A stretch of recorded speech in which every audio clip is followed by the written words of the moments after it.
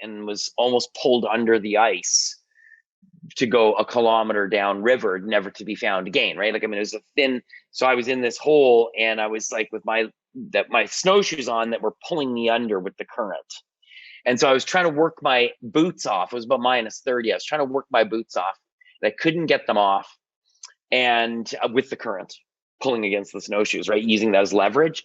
And I first was sure I was never going to see my family again. That this is how I was going to die. And it was horrific and terrifying at the same time.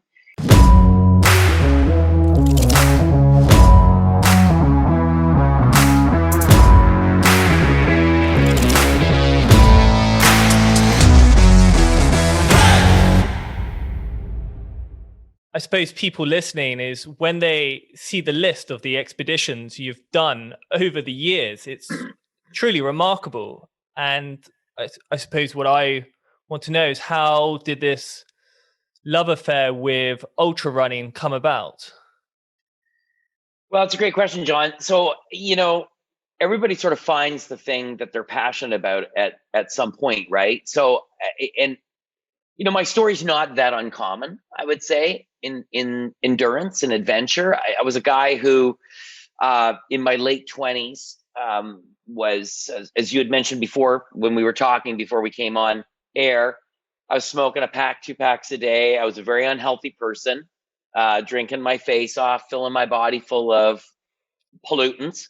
And I think, most importantly, I was a very unhappy person. I was one of these people that, if we were drinking together at the pub, you'd think I was like the life of the party. I was always having a great time, but inside I was a very unhappy person. And I think that a lot of us have a hard time, at least I know I did, defining that and being honest about that, as long as that's not sounding too philosophical, but it's the truth. And so I got to a point where I was close to 30 and I was just sick of feeling that way. I was just no longer satisfied with a life that was going nowhere, that was void of passion or direction. And I just thought, shit, like, I can't see myself lasting many more years living this way. So something's got to change. And I have a younger brother, John, who is a year younger than I am, just an incredible athlete. And he's one of these guys who, he wasn't a conventional athlete. This is the late 90s, right? So not everybody was talking so much about mountain biking and rock climbing and alpinism and all the things that we all love to do now. Back then, I mean, people talked much more, about the other sports that everybody was sort of already used to, right? Examples, whatever, hockey, football, baseball, etc. And so I'm not saying that it wasn't there. It's just that it wasn't as, like, I guess, as popular a thing. And so he was doing these things, and I was like fascinated by the things he was doing.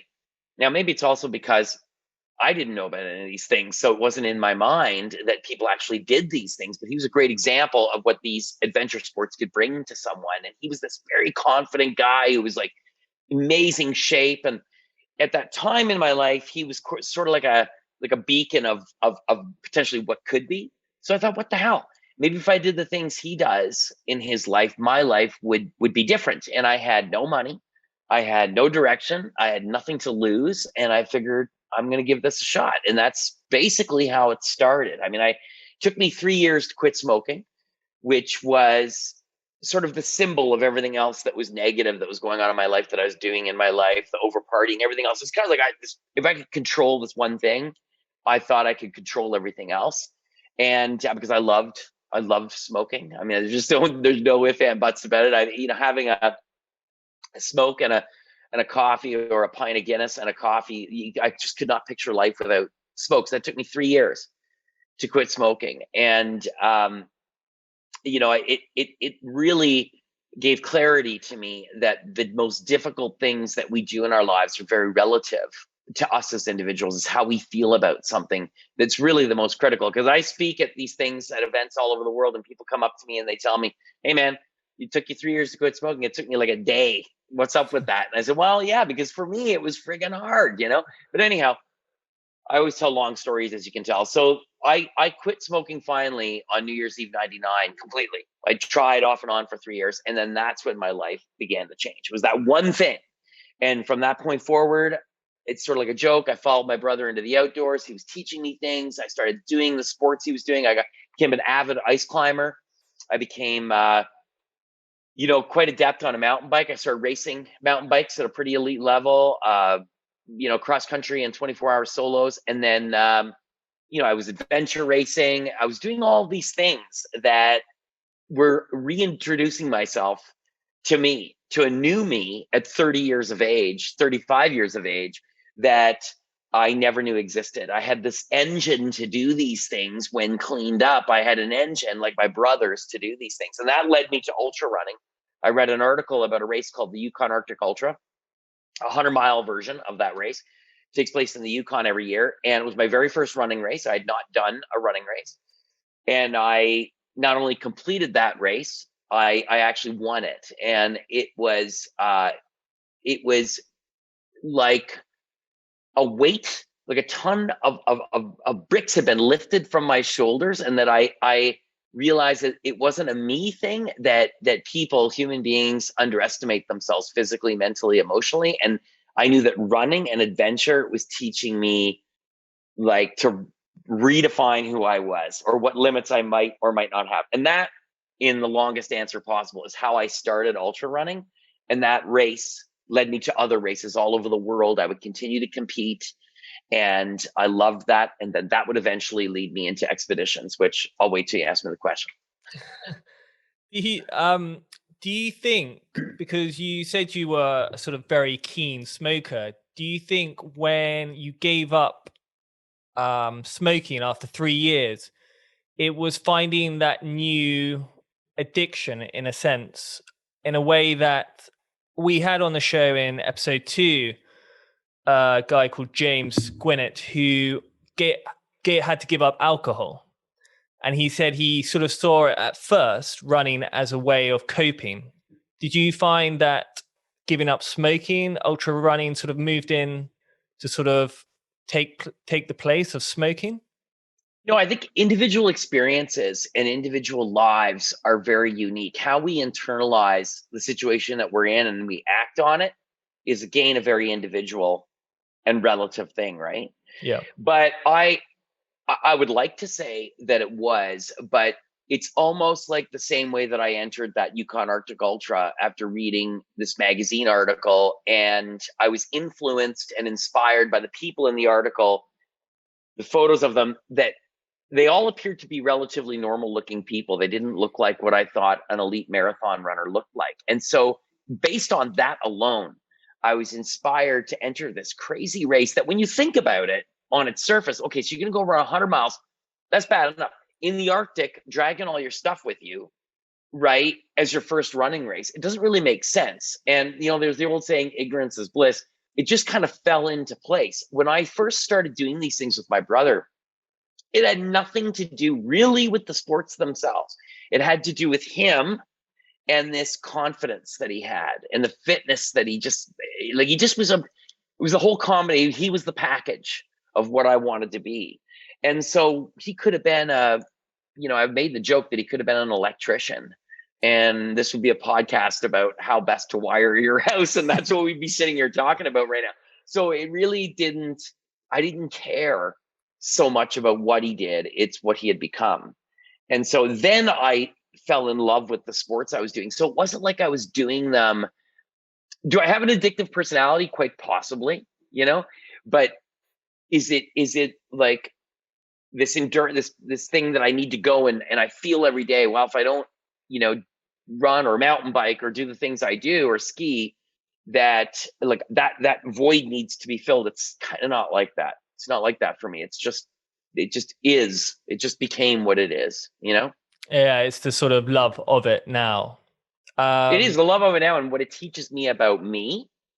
And 17,000 kilometers later, plus, I don't even know. I keep trying to add it up. It's a lot of kilometers in deserts and Arctic regions. I keep learning stuff about us, and I think that is extremely fulfilling, and it sort of fills any gaps.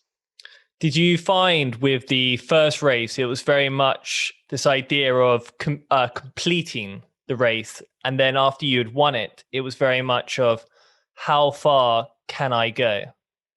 No, the first race when I was standing at the start line, I thought there is no friggin' way I'm finishing this race. Like it's not happening. Like it wasn't even it wasn't trying to be positive or it wasn't, I mean, like it was not going to happen. It was just my goal was get as far as I could and then like push myself like I hadn't before and then see if whatever all these other people that do this stuff and somehow find something in it that's fun or whatever, a reason for them to go back and do something so hard over and over, figure out what that magic is they know, and then go home. Because I'd done hard stuff physically. Racing mountain bikes is hard. Cross country is hard to do. You're just full throttle. You're full pin the whole time.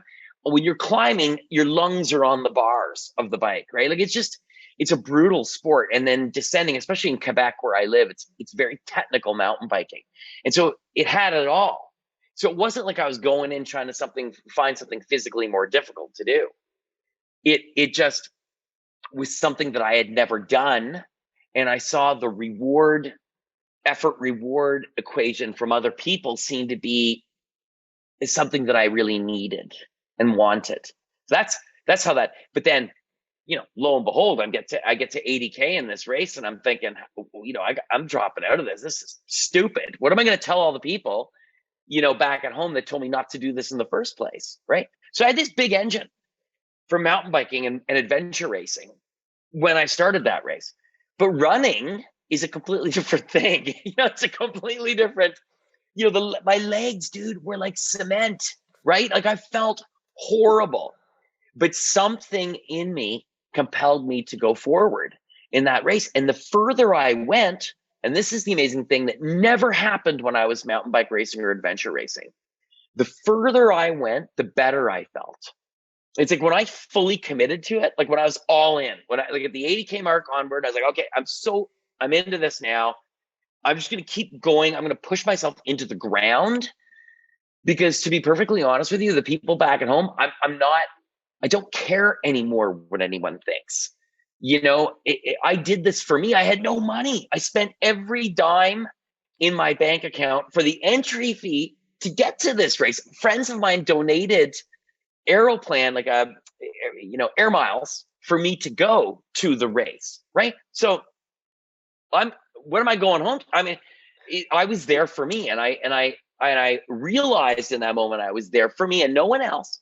So however this thing finished was on my terms. No one else, So 30 years of worrying or not taking risks because I was afraid of what someone would think or that something was going to work out, wasn't going to work out right, and all this negative shit that I would predict gave way in this race. And I just cranked it. Like I pushed myself, cranked it. I struggled down the trail, walking, dragging my feet to the trail. And then one thing led to another. I started finding myself running. I was totally focused about getting down the trail as far as I could. And then night turns to day and and then I finish it and I win this race. Now, how did I do it? I didn't know how I took all those processes and steps to get me to the finish line. That's why I continued ultra running. It wasn't because, hey, I won this. Maybe I'm going to win ultra marathons from now on. That's my new thing. That wasn't what I was thinking. When I left that race, I thought, wow, like I crossed that finish line feeling like $1 million. I want to feel invincible like that, talking to somebody on a podcast or writing an email. Like I want to feel that good every day. Now, how exactly did I do that? Because I felt like shit about 10 minutes after the race ended, because that's when all the pain came back in my legs, right? So that's when I started entering ultra marathons all over the world, and I started competing in them. And I like the more adventure-y ones. I went to races in the Sahara, the jungle, etc.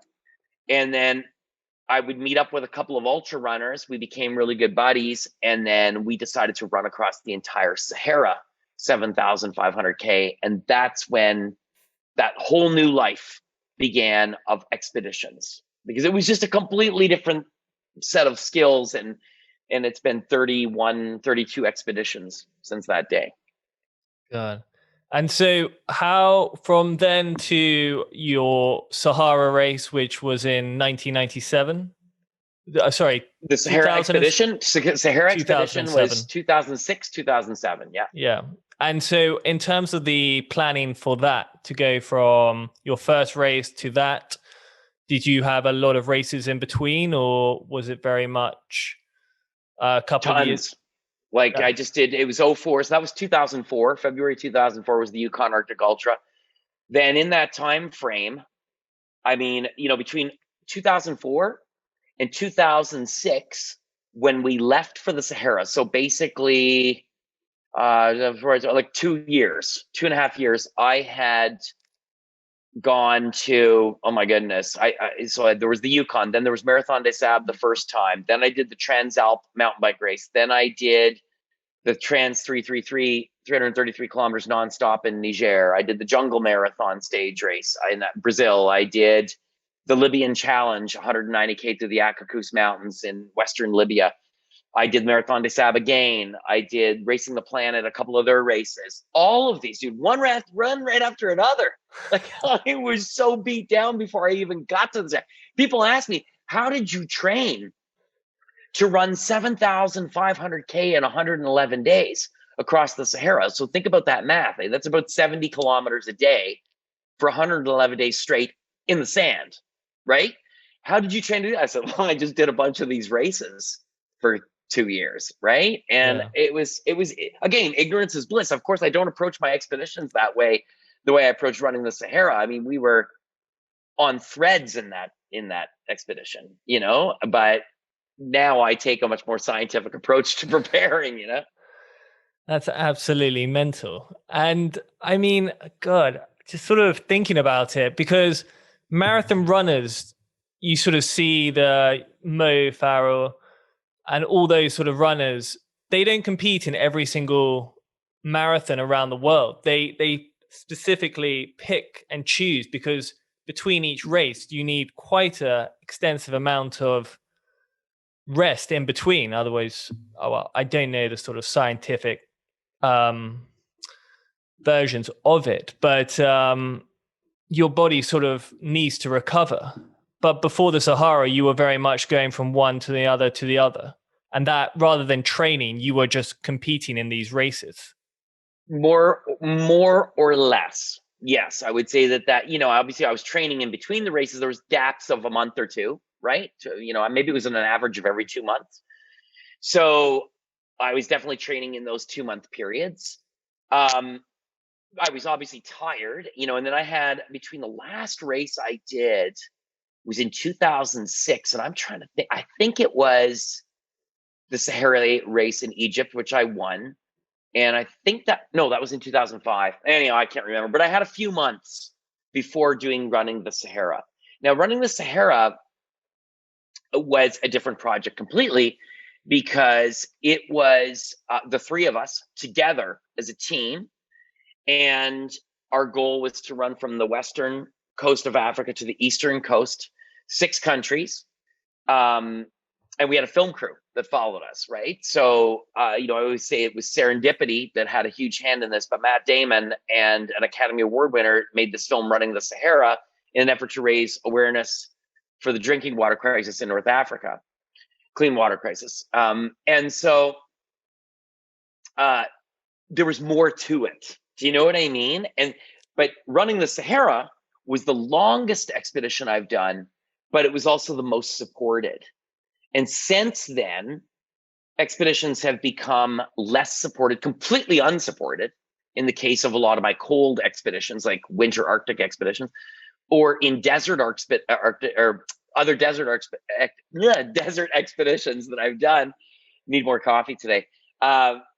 They've been in brutal climates with minimal resupplies, because it's just more economical to do it that way too, right? Yeah. So Good. And so you were doing that supported. In terms of the team you were with, you had runners, you had support crew, you had vehicles all coming along beside you as you ran. no. So in Running the Sahara, and people can see the documentary it's just called Running the Sahara. In that expedition, we would go lengthy periods navigating across the desert, and we would eventually meet up with 4-wheel drives with our crew, and then resupply, get hydration, everything we need, and then we take off again, depending on the desert, the terrain. Sometimes we were stuck on roads, depending on the country, right? And for multiple considerations. It depended on the region of North Africa where we were at the time. So yes, we had a supported camp. We had people setting up tents, feeding us. There was an entire film crew, Hollywood film crew, filming the expedition as it happened. But there was no pace runners. There was no, I don't know how else to put it. There wasn't somebody there every mile giving us hydration. We carried it with us for as long as we could in the case of that expedition. Okay. Sort of, what was I saying? Sort of similar to, let's say, the Marathon des Sables, where you sort of are able to refill each night, but you had them sort of at different checkpoints. Yeah, we didn't have to carry, because Marathon des Sables is 6 days. Yep. 7 days of racing, and you carry everything. Having done Marathon des Sables twice, I'm well aware of how you try to get everything down to weighing as much as it can all fit in this cup, I swear. So we're not carrying all of our food. It's 111 days, right? So we would only have hydration packs, and so it was everything we could by the end. So you're doing the long day, more or less, a little bit shorter than the long day of the Marathon des Sables every single day, right? Is what it averaged out to be. We had some days that were really long, some days that weren't as long, but that was kind of like the average, right? So no, you're not carrying your sleeping equipment with you.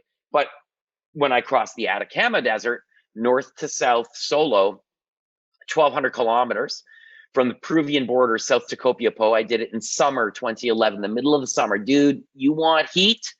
It was like in the 50s Celsius every single day, driest place on earth.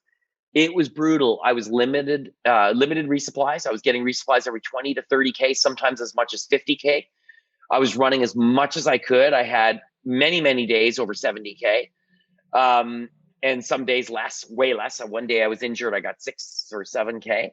But on that expedition, I carried everything with me. You can see photos of me carrying all my supplies with me in case, because it was unknown territory, a lot of it where I was going through, in case I got stuck a day or two away from my crew, hoping that it wouldn't be more than a day, because it was so hot, I just physically could not carry enough hydration, right? But you know what I mean? You see the difference, right? Running the Sahara, crew. Running across the Atacama Desert or the Gobi Desert or any one of the other deserts that I've crossed, very minimal. Carrying the supplies I need to be able to take care of myself when I'm out there. It was interesting because I went to a talk a couple of years ago, and it was about how the body is able to adapt to the heat much better than the cold. So I think because Homo sapiens originated in Africa in a very hot country, our bodies are able to adapt very quickly to the heat in comparison to the cold. Do you find when you're in sort of 50-degree heats in the desert compared to minus 20, 30 in the Arctic, you're able to acclimatize quicker or easier? I wish minus 20, my friend, is my backyard in winter in Chelsea, Quebec, in the Arctic. When I'm on a winter Arctic expedition, I was doing a project up near the island of Tikik-Tarjuak and on the sea ice and across Baffin Island in this past January 2020. With the winds, the temperatures dipped into the mid minus 60s. So insanely cold.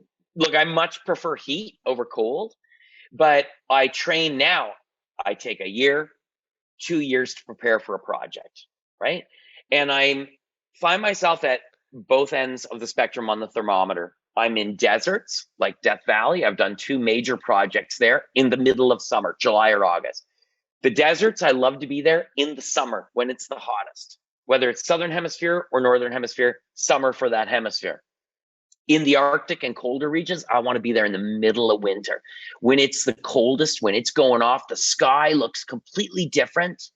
And so I know that that's my goal, is to be in those places in those times. So I take it very seriously and train and get my body to adapt through stress loading to be better able to do the hot or the cold. You're absolutely right. And I agree with the information that you had just shared with us about us being better able to adapt to heat.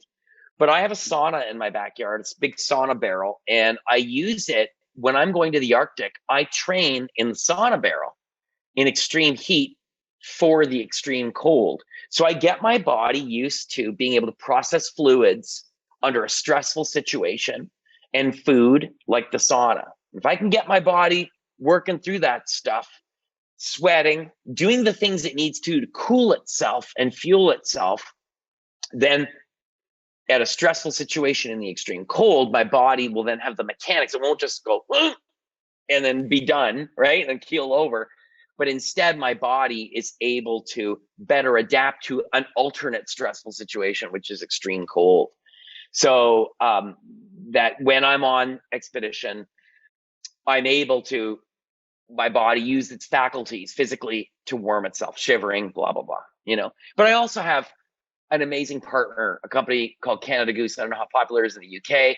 I've been with Canada Goose for 13 years, and they custom make all of my clothing for all of my expeditions. And I use, you know, obviously clothing that's in the, it was the term lineup. And literally I've had my life saved in the cold, you know, by specific Canada Goose jackets that I've had that have literally saved my life in dicey situations. Like, it's crazy. Anyhow. Good. And so do you, with these sort of extremes, do you take different approaches? I mean, when you were talking about putting yourself into the extreme cold, do you take sometimes, let's say, approaches like Wim Hof methods, his breathing techniques? Do you take those sort of approaches, or are Okay, you? so I mean, it's a much broader question, but breathing techniques. You know, I've been employing breathing techniques in my ultra running training since the old days. You know, and when I was racing, nose breathing, etc. Because there's multiple reasons. Actually, there's a lot of books out there. People can look it up about nose breathing. There's a lot of research about that. I have an altitude machine. I train, I think the better answer for me to give you is I train very specifically, from food to training in the gym to training outside, very specifically for what it is that I'm going to do. So I'll give you an example. When I crossed the Namib Desert in 2018, I think it was summer 2018. So my buddy Stefano from Italy, Gregoretti, and I ran 1,850 kilometers in as straight a line as we could across Namibia. And we knew in planning we'd be crossing canyons, gnarly terrain, bushwhacking potentially, sand, obviously, and, you know, some combination of gravel track if there was some, right? You know, whenever we would end up with that. So I knew that elevation changes were going to be big, as they were in the Atacama Desert when I was off-road. Elevation changes in the Atacama were crazy, and it's a high desert. So I do all of my running training based on elevation gained each day, not on distance. I leave from my door where we live. You know, I can leave here and do 1,000 feet every 10K on very technical trails of elevation gain. So I would design my program around elevation gained and technical trail running. Because what am I going to do in Namibia? Technical running. And I'm going to be going up and down a lot. So I may as well get my body used. You know what I'm saying? Yeah. And then if I'm getting ready for an Arctic expedition, I'm going to be pulling a sled. I'm not a big guy. I weigh about 150 pounds, right? So I need to get strong and build my strength base. So I am doing very specific core centric and specific movements in the gym. I have a program designed for me by my brother, by the way, who's a leading strength coach. And he helps me to get ready physically to pull a heavy sled. So that's kind of, and then nutrition. So if I'm going into a desert, many of the desert expeditions that I'm doing, I'm sourcing my foods and getting my food on the ground there. So, you know, rice is mostly complex carbohydrates. You know, it just seems to be the name of the game in the desert. I bring loads of, you know, fats with me and stuff like that. But my crew in a desert expedition, I'm supported, right? And part of that minimal support is camp each night. Somebody's cooking for everybody. The camera guy, the blah, blah, blah. But in the Arctic, I'm dragging everything. I'm alone or I'm with one other person, and we're dragging everything for however many days we're out there. So in context to that, I'm going to take more fat than I am anything else, because 9 calories per gram. You get the picture. So I adapt my body before an Arctic expedition to a much higher fat diet So rolling into the Arctic expedition, I'm already super efficient, you know? Yeah. We had a guest on earlier, and she was saying how she was like used to swim professionally. And before each race, because she was always told to carbo load, or so she used to have a massive pasta party, as they call it. But it turned out she had celiac disease. So suddenly she, before a big race where she'd been training, she was like ready to go. She'd have this massive pasta party and then be really ill on the day of training. And of course, everyone just thought it might be nerves, it might be something else. Whereas it sounds like from you, you're very much specifically training, and then or it's just a natural progression into the race or into the expedition. I'm already, and then from a mental perspective, I'm already there, right? Like I've been there thinking about this place in the back of my mind for a year.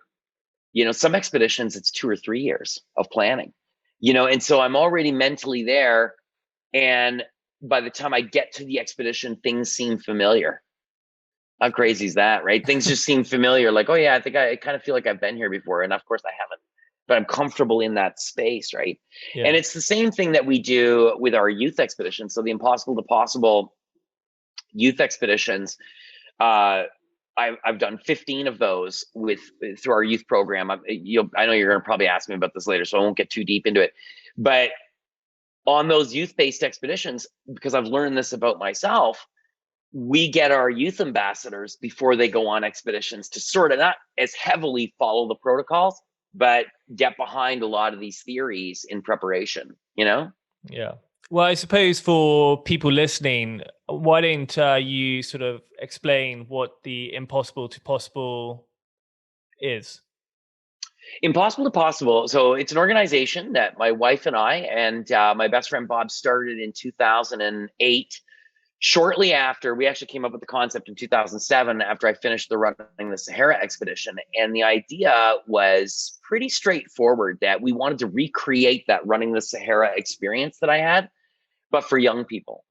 So give kids between 16 and 21 years of age young people, an opportunity to go and do an extraordinary expedition in some far off part of the world, Amazon jungle, Tunisian Sahara, Arctic, all over Rajasthan, and do a 6-day, 7-day running expedition that's combined with a relevant educational program and resource based on the area that they're in. If you're in the Amazon jungle, we're learning about biodiversity, taking those lessons about biodiversity, turning them into daily educational modules, and then pumping it out for up to 10, 20,000 students who are following along through schools, through a live website. So through satellite, our youth ambassadors do the thing every day. We have faculty with us on the expeditions. They take the adventures, they create videos, threads that become educational modules, and then schools participate through the live website. Everything we do is 100% free. So it's free for the kids that go on the expeditions. It's free for schools, free for everyone. Me too. And I suppose with a lot of these expeditions, I mean, you've been going on them for years on end. I suppose, what sort of, in the back of your head, what's motivating you when sort of times are tough? Sort of what keeps you going to endure probably at the best of times in the desert or in the Arctic, such extreme conditions? Well, look, for starters, it's my job, right? And I'm very fortunate that it's my job to be an explorer. It's something that is not lost on me, that, I truly enjoy and love what I do. I choose to do the things that I do. So when I'm on those hard days out there, I remind myself that I made the choice to do this, So, I mean, look, hard days are part of the deal. You accept it if you're going to do these things. So to dwell on those hard days, that's why, and everybody's got their thing. Everybody's got their gig and the way they want to share what it is that they're doing. But I try not to focus too much when I'm on expeditions on the day-to-day posts that I'm doing by satellite or whatever. I'm trying not to focus on that so much, right? I obviously mention it, but I talk more about, hey, I'm out here in the middle of Kamchatka, It's the worst conditions we could have ever imagined. But I'm not talking so much about the conditions I'm talking about. Look at this view. You know, like I'm literally in a place where very few, if anyone's ever been. You know, at a time of year, sometimes maybe somebody's been there, but not at that time of year. And so that's not lost on me. That drives me forward. But also the fact that I'm connected with these schools who are so stoked to be part of my expedition. It's like having extended teammates, right? And so it gives new meaning and purpose to the expedition itself, which excites me even more than getting to the other end of the expedition. I've had projects where I don't finish. I've had projects where I've almost lost my life. I've had projects that have gone incredibly well. The vibe is always the same, you know? I suppose, can you go into detail on some of the projects where it hasn't gone so well? Well, in 2017, I think it was 2017. Don't look, I want to get my dates wrong. It was 2016 or 2017. I can't remember. In the winter, I was doing a project in the Canadian Arctic in February with my buddy Stefano. This was not a solo project. It was the two of us together. And the goal was to take students on a journey across the Canadian Arctic in 3 completely different regions. And we would do 3 modes of winter travel in these 3 different regions. So the warm-up was up in the mountains in northern Labrador, in the indigenous territories of Nunatsiavut and Nunavik, in that area. And then from there, so that was going to be the warm-up. Go through these mountains, cross these mountains, and then in snowshoes, then unsupported. And then in the next one, ski across Baffin in February, which would be the hardest one because it's Baffin Island in the middle of February.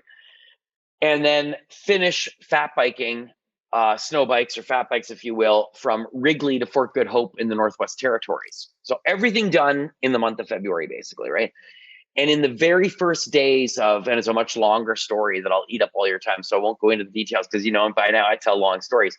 But in testing ice in a river gorge, crossing these mountains in the very beginning, I was moving ahead of Stefano because I had the most experience in that area. He had the sleds and our dog. And I was unhooked and I was testing ice and I broke through this river with tremendous amount of current and was almost pulled under the ice to go a kilometer down river, never to be found again, right? Like, I mean, it was a thin, so I was in this hole and I was like with my snowshoes on that were pulling me under with the current. And so I was trying to work my boots off. It was about -30. I was trying to work my boots off and I couldn't get them off, and with the current pulling against the snowshoes, right? Using that as leverage. And I first was sure I was never going to see my family again. This is how I was going to die. And it was horrific and terrifying at the same time. And in a desperate move, I pulled as hard as I could with my right leg, and my leg flung out of this hole.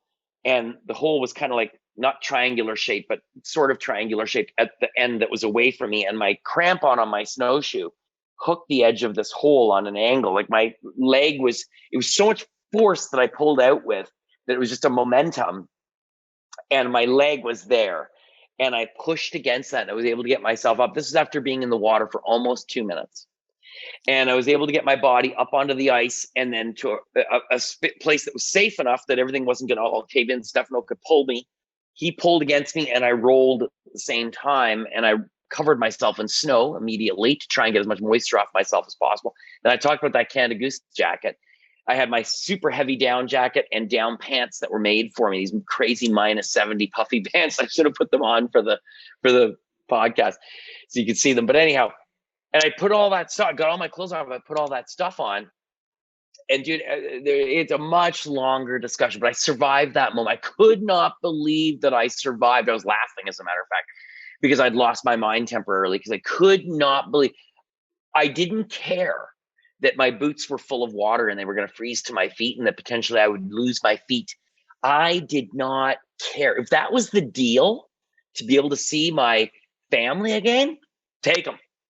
I'd never felt that way in my life before, that there was an absolute clarity in purpose and in what was important. Do you know what I mean? It was incredible for that. Anyhow, we did not finish that section of the expedition. Our photographer, who was photographing caribou way at the other end of this mountain range, came by snow machine. We had to hike out. We got to another point, a day or two walking in snowstorms to get to a point where we could set camp. And he came and got us, but we went on by snow machine, and then we flew out, but we went on to complete the next two sections of that expedition. I was in bad shape, but I got it done, you know? Yeah, that's incredible. I think, as you say, that sort of moment of clarity when you were saying that, I think 127 hours sort of came to me about, I can't remember, I think his name was Aaron, where he got his hand stuck on a rock for 127 Right. hours, Yeah. 127 hours. And he said he would never take it back because at that moment of having to, I mean, he had a bit longer than 2 minutes, but he realized what he was missing and what he was so looking for, what he really wanted. Yes. When he got out. And probably similar to you, you were sort of there clinging to life, really. And in your mind, you just wanted to see your family and you didn't care what it took just to see your family again. Absolutely. You know, like, absolutely. Like, it's one thing to you, like, you know, when we say that, well, you know, I know what's really important to me. You know, a lot of things we say in life and day to day, that's the beauty of adventure, I think, and or anything that we do where we really challenge ourselves, right? Whether it's adventure or whether it's something else, is that you push yourself to a point sometimes in whatever it is that you're doing, that it can be a negative push or a positive push, depending on how you look at it, but it brings you to a resolution, a clarity in specific moments and sayings that we use so often in life. And so, you know, the old, well, I'm pretty sure I know what's important. Let me tell you, in that moment, I knew, to me, what was important. It was both the worst thing that ever happened to me on an expedition and the best thing that ever happened to me on an expedition. Changed many other aspects of my life as well after I got home from that one. Yeah, I think a lot of the time people are sort of sleepwalking on a day-to-day life, and it needs some sort of kick or something just to snap them out of it to suddenly realize what they really want. Not saying that it's sort of similar to you, but a lot of the time these moments of clarity really help define what we really truly want. Well, take a look at, and I think also it builds, you know, a way too often used word, resiliency. Take a look at, you know, COVID. Yeah. I mean, you know, you guys in London, complete lockdown, right? And for some people, that's a huge struggle. Like, if you're not living in a awesome flat with space and a family and everybody's hanging out and it's good times, if you're flying solo, you're alone in a smaller flat that has no windows, right? And that's your existence. You know, everybody's existence, again, it's relative. Their experience is relative to them and how they internalize it. But I think as a global population, going through COVID has taught us things about many aspects of life and what we're capable of, you know, as humans, when we rally together as well, right? So it's like a kind of like a reset switch. You know, last year I was, you know, the way I take care, obviously, if I'm volunteering in my Impossible Possible, I'm not making any money with Impossible Possible. I do all that work because it's a passion for me as a volunteer. And I don't collect a paycheck when I'm on frozen sea ice, but I do guide. I have a guiding business, and which involves travel. I do speak all over the world at corporate events that involves travel. Well, my entire world completely shut down at the end of February. But, you know, things could have been a lot worse. And I think that we learn that in the different things that we do. And I'm very fortunate in my job as an adventurer and explorer that I've learned that I can weather certain storms. You know what I mean? And you can get through it, right? And I knew, and I always had this unwavering faith in humanity that people would start to figure things out. People will get through this. And, you know, even when they said, well, you know, a vaccine's never been developed and, you know, it takes 10 years. I thought, and when they first started talking about it, I thought, you know what? There are scientists and doctors and like nerds that are going to go crazy on this, and they're going to just rise to the occasion for sure. And they're going to figure out a way. Well, it's amazing what people have done. Yeah. And because they were pressed to do it because they had no choice, right? And so now they've been able to come up with multiple effective vaccines. And I think that when we come out of this, you'll go to see your buddies at the pub, and you're going to appreciate that physical time together with your buddies so much more, as I will go into a coffee shop or whatever we do as groups of people. I think that human dynamic is going to be much more appreciated. Yeah, I agree. I think also, as you say, rallying together when you have governments left, right, and center throwing money at it, every scientist putting their head together to work it out. It's amazing what humans can accomplish in such a short space of time. Yeah, absolutely. Yeah. Ray, so there's a part of the show where we ask the same 5 questions to each guest each week. Yep. Mm-hmm. And the first thing is, when you're on your expeditions and adventures around the world, what's the one bizarre thing that you crave or miss from home? Salmon. Constantly. I can eat salmon like 5 times a day. God, my wife won't let me because there's, she's an environmental science person. And so she said, you can't eat salmon 3 times a day. It's not good for you to eat it every single day. So when you're out in the middle of the desert, that's what you're craving. The first meal I'm having, that's like a full on get down into the overeating is salmon is the main component. Food. So food is the thing I think about. Yeah, I think anyone who's sort of doing ultra marathons, food is definitely a huge part of it. Yeah. Do you have a favorite adventure book? A favorite adventure book? I've read a couple of really good ones. One that comes to mind that I've read recently is called Frozen in Time, about the World War II pilots that crashed on Greenland. And the planes got buried in the ice, and I forget who. The writer's name starts with a Z. Z. Okay, so people can find it. And then the other one, the other adventure book that, it's not called the Greely Expedition, but if people can find the book about the Greely Expedition to Ellesmere, it's crazy. I don't even want to tell you what happens. But my favorite book that I've read over the last few years is The Secret Life of Trees, which is amazing. Okay. What's it's about trees communicating. Okay. Trees can communicate. You got to read it. Okay. There's science. It's all science stuff. It's amazing. Okay. Did you have a sort of inspirational figure growing up? Terry Fox. Terry Fox. Yeah. Probably for myself and some of the listeners. Who is Terry Fox? Terry Fox is the greatest of all times. He was a Canadian hero icon. He attempted to run across Canada on the Marathon of Hope. So I'm sure you've heard about Terry Fox Day. You guys have it in the UK for the Terry Fox Foundation. And Terry Fox lost his leg to cancer and ran across Canada. So look him up for people that don't know. Terry Fox. Incredible. Okay. The other heroes, Richard Webber, polar explorer. Yep. Who I became very close friends with, and his family, was a huge adventure mentor to me. So just an incredible guy. Oh, amazing. And do you have a sort of favorite quote or motivational quote? That's a really good question. I mean, I don't. I mean, I've sort of made up some silly ones on my own. Like when people have asked me about, these things, what is endurance? Like, what is the physical aspect of it? Like, how do you get it done? I always say, well, it's 90% mental and the other 10% is all in your head. But that's not really, that's like my crappy quote. So I'm trying to think of like a quote that really, I don't know. I read a lot of quotes that I love. I just can't seem to, my brain doesn't remember things anymore, but I know it when I see it, Yeah. Okay. Well, we'll take the 90%, 10%. That's a dud.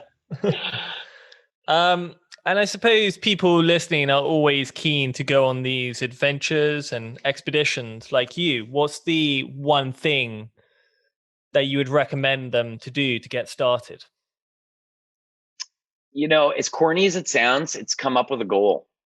And when you have a goal, no matter how long term it is, and you really want that thing to happen, it will eventually happen. If you really want it, it will happen. Okay. Just come up with the idea, no matter how, I'm going to climb Everest someday. Okay. You probably will. I've had people say stuff to me and they think that the response is going to be, yeah, sure, whatever. It's always, yeah, well, probably will happen. I think one of them that's very important is to write it down.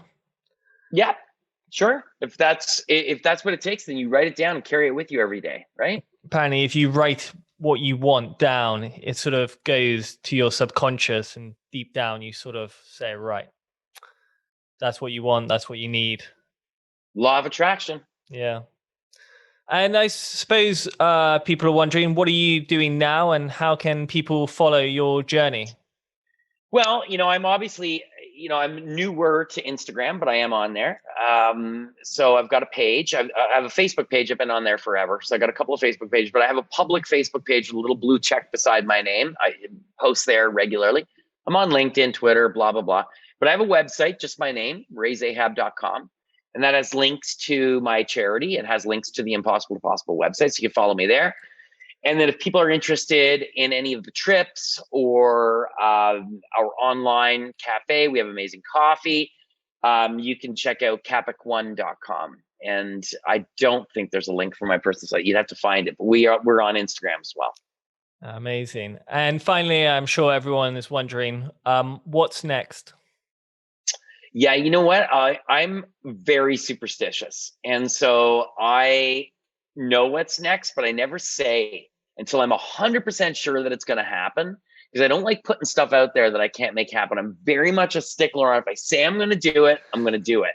And so, with COVID and with everything else going on, just stay tuned and then we'll pick it up from there. Well, it's maybe you'll have me back on and then I can tell you about how it goes. Well, it's lucky we weren't doing this last Friday. Yeah, exactly. Yeah. Well, yeah, I would absolutely love that. Once you've done it, come back on and tell us how it all went. Awesome. Love to. Well, Ray, thank you so much for coming on. And yeah, we look forward to whatever your next adventure holds. We'll be following with keen eyes. Thanks, John. All right. Thank you so much. Have a great day. Thank you, Ray.